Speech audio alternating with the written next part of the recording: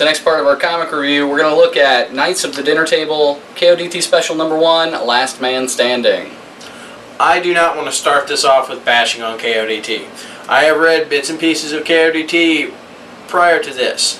The things I've seen, I've got a chuckle out of, I've liked. It's never something I've picked up, but I've never had a problem with it.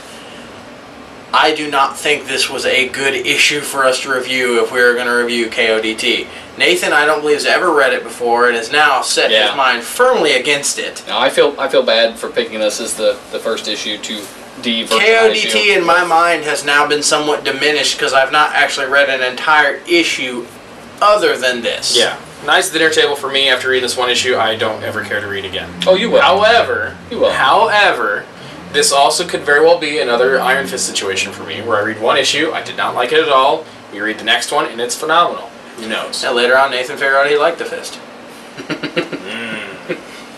Oh, God. Iron Fist, what is wrong with you?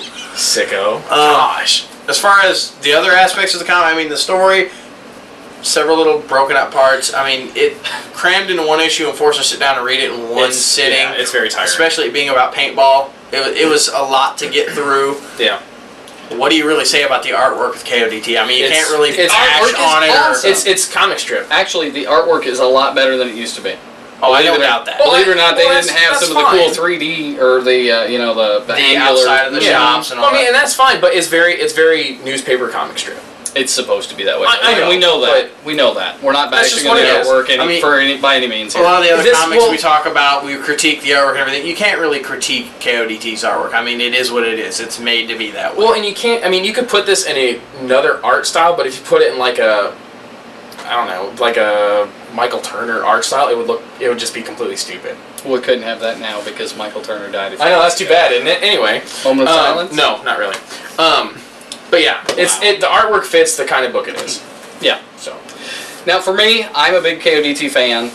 I love the characters, and I know their motivations and their quirkiness. So that could have been a lot of the reason that you guys didn't care for this.